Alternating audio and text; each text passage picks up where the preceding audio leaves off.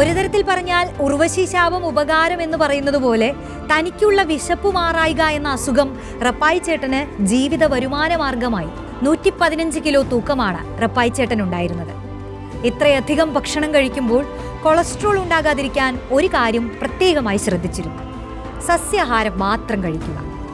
എങ്ങാനും ഭക്ഷണം അധികമായാൽ ഉടൻ തന്നെ അല്പം റെസ്റ്റ് എടുക്കും. അതാണ് പതിവ്. കല്യാണം കഴിക്കാത്തതെന്താ എന്ന സ്നേഹത്തോടെയുള്ള ചോദ്യത്തിന് എന്റെ വയർ നിറയ്ക്കാൻ തന്നെ ഇത്ര കഷ്ടപ്പെടുന്നിടത്ത് എന്തിനാണ് വെറുതെ 2 or 3 വയറുകളെ കൂടി വിഷമിപ്പിക്കുന്നത് എന്നായിരുന്നു റപ്പായി ചേട്ടന്റെ മറുചോദ്യം.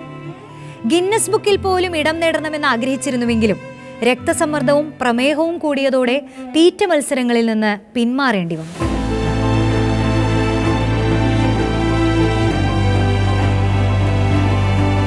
ആരോഗ്യ പ്രശ്നങ്ങളെ തുടർന്ന് തൃശൂർ ജൂബിലി മിഷനിൽ ചികിത്സയിലായിരുന്ന റപ്പായി ചേട്ടൻ 2006 ഡിസംബർ 9 മരണപ്പെട്ടത്.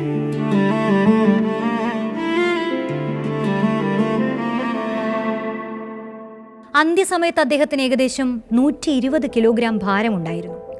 അതുകൊണ്ട് തന്നെ റപ്പായിയെ അടക്കം ചെയ്ത തൃശൂർ ലൂർദ് പള്ളിയിൽ അദ്ദേഹത്തിൻ്റെ വലിപ്പമനുസരിച്ച് പ്രത്യേകമായി ശവപ്പെട്ടിയും സാധാരണയിലും വലിയ കുഴിയും ഒരുക്കേണ്ടി വന്നു. ജീവിതം പോലെ മരണത്തിലും റപ്പായി ചേട്ടൻ അസാധാരണക്കാരനായി. കാണുന്നവരോടെല്ലാം കളി പറഞ്ഞു നടക്കുന്ന ഒരു സാധു മനുഷ്യൻ. അതായിരുന്നു കുര്യപ്പൻ റപ്പായി. പൈനാടൻ കുര്യപ്പൻ റപ്പായി എങ്ങനെ തീറ്റ റപ്പായി ആയി മാറി? ആരാണ് റപ്പായിയെ കാക്കിക്കുള്ളിലാക്കിയത്?